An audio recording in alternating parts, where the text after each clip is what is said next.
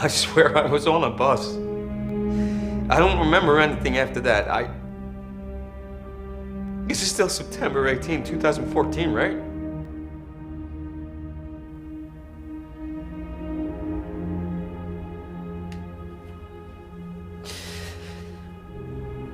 That he can't handle reality. My name is Jade. Has Dr. Fletcher been getting our emails? This is what we have to do. As in 1008, when Anantapala suffered the Shahi's most crushing defeat and Mahmud overran the entirety of the Punjab region, taking the famed temple of Kangra, we have been wronged by this alliance, this horde of Patricia, Dennis, and the boy. Their actions do not represent us. They are Everybody just take a minute. Oh, baby girl.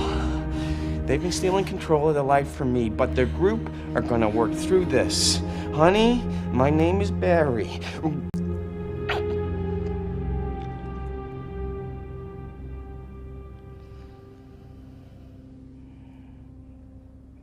You shouldn't have used the walkie-talkie. Oi, meu nome é Gabriela e hoje eu vou falar um pouco mais sobre o transtorno dissociativo de identidade, o TDI. Quando pensamos em TDI, antes conhecido como transtorno de múltiplas personalidades, associamos aos seus portadores um caráter agressivo e até mesmo perigoso. Muito disso está associado com a imagem que a mídia perpetua dessas pessoas, em filmes como Fragmentado e Clube da Luta. Por essa razão, para eu conseguir explicar um pouco melhor esse transtorno, eu decidi dividir meu vídeo em 5 tópicos. Primeiro, eu vou falar sobre o que é o TDI. Depois, eu vou trazer as causas e os sintomas dessa doença. Logo em seguida, eu vou explicar um pouco sobre como o trauma pode alterar o nosso cérebro. E por último, eu vou trazer alguns exemplos um pouco mais realistas a respeito do TDI. O que é o transtorno dissociativo de identidade? O TDI é caracterizado pela total dissociação de memórias, comportamentos, emoções e da identidade. Existem 2 tipos de TDI. A primeira forma que eu vou falar é a forma possessiva. Nesse caso, as identidades agem como se elas fossem agentes externos que assumem o controle do corpo da pessoa. Por essa razão, as trocas ficam muito evidentes, porque as identidades podem ter emoções, comportamentos, gêneros e até idades diferentes. A segunda forma é a forma não possessiva. A pessoa pode sentir uma súbita alteração no senso de si própria, às vezes sentindo como se fosse um observador de seu próprio discurso, das suas emoções e das suas ações. Nesse caso, as alterações são muito sutis e, por isso, tendem a ser menos aparentes para os outros. Quais são as causas do TDI?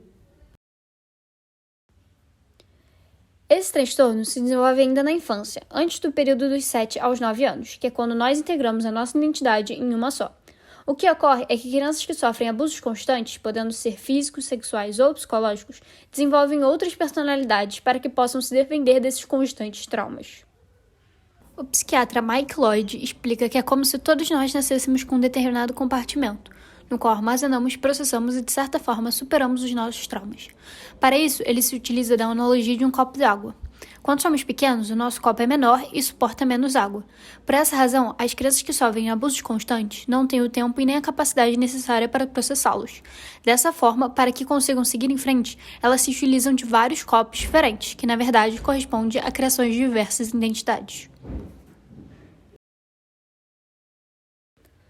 O especialista Remy Aquarone também aponta que a quebra inesperada da confiança ou do contato da criança com uma figura protetora, seja por negligência, uma morte súbita ou qualquer outro motivo abrupto, pode resultar também no desenvolvimento do TDI.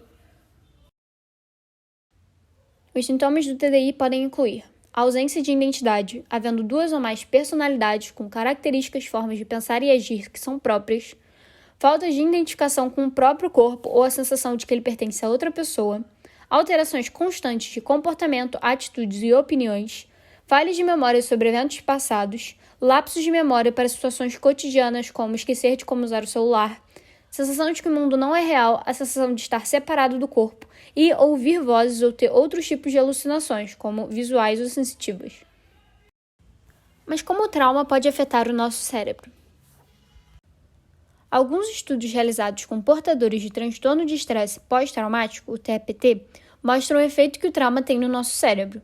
Algumas das áreas afetadas são A amígdala. Estudos mostram que pessoas com TEPT possuem uma amígdala com hiperresponsividade, o que pode explicar a falta de controle que essas pessoas apresentam sobre seus sentimentos, principalmente em relação ao medo.